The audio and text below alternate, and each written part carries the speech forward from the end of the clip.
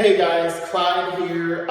Just wanted to come to you guys and give you guys a quick tip of the day. I'm here at one of the properties that I've got and super excited to have this one under contract. We ended up finishing this house in about, I think it was right about 5 weeks. So we were able to get in, get out, get the remodel done of about $50,000, and now we're all set and ready to go. So super excited to have that all done. Now I was sitting here meeting the Atmos guy over here to get the gas turned on and all that stuff, and had a quick few thoughts that I wanted to share with you guys to help you guys save some money on your flips. So a lot of you guys will get into houses, you might go in and buy one, fix it up and sell it. So one of the main things that saved me so many times on the money and my budget and my bottom line is doing it an inspection before I actually buy the house. So a lot of people are like, what? Get an inspection before? Why? I know I'm gonna have to fix it. Well, it's because you want to get an idea of what are those items that you're going to have to do before that you cannot see.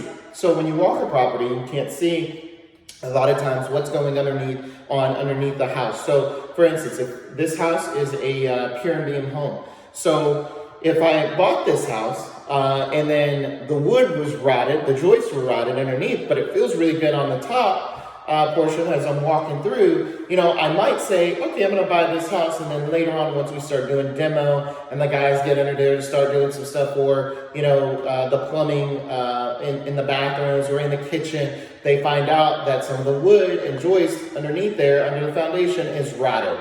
So there you go. You got another pretty big expense that you did not expect. So if you to prevent stuff like that, you have a home buyer's inspection. The home buyer inspector will go underneath the house, take a look at it, see what's going on. Or you can also hire, in a case like that, a foundation inspector as well, a foundation guy. They will actually come in for free a lot of times. If you're going to hire them, they know you're going to hire them on the job. They'll go underneath the house and look and see what all needs to be done. And they'll also test the foundation. So one of the cool things that I would always suggest is to go ahead on, and rather than having your subcontractors come out initially, go ahead on and just do the home buyer's inspection of the property. So then they will give you a full-blown list of what are the detailed items that are big and small that need to be checked out. And sometimes they may not know everything, so they might say, hey, have a licensed electrician come in and give you an idea of what's all going on at this place or at this socket, or maybe at the panel box or something like that. But at least you have an idea, overall summary of what are those major detailed items that you're going to have to focus on. Okay, after so many properties you go through, you'll start noticing that you'll start remembering, hey, let me check this, let me check that, let me have my licensed electrician come in and check the panel box, let me have them check the cover plates and take those cover plates off and make sure even though it's 3 prong, make sure that it's actually copper wiring and it is also grounded. There's been several times where I bought houses in the past, I didn't do my inspection, or I did an inspection, but they didn't take the cover plates off. And then we find out once we get into the property that though it is copper, it's not aluminum, which is great, but it's not grounded. The plugs aren't grounded. So we want to go ahead on and make sure they're grounded, so it costs me a little bit more money on the electrician side. Actually, it costs quite a bit more money, not just a little bit. So you want to avoid those kinds of mistakes whenever you're out there looking at property and looking to see what it is that you are wanting to do. So on the flip side, when you finish a property, I'd like to do a pre-inspection of the property, before my contractors are either done or right after they're done, before I have a buyer come in and actually have their inspection. So that way I know what are all the detailed items that the contractor possibly, overlooked. And it could be small items, but every detailed item that's on an inspection report looks bad, like you didn't really pay attention to things and you don't really know what you're doing. And a lot of times realtors on the other side do not know how to translate what an inspector might find and say, you know what, the inspector kind of made this a big deal, but you know what, it's not that big of a deal. It's a 60-cent fix for, cover plates to put in the attic for maybe a couple of, electrical boxes that just didn't have cover plates on it. It's 60 cents.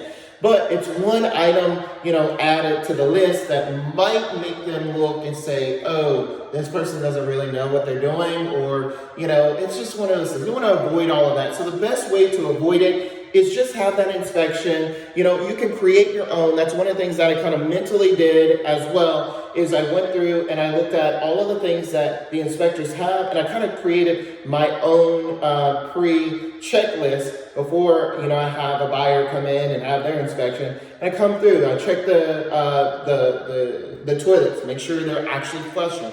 Check the faucets, the vanity faucets, make sure the hot is hot, the cold is cold.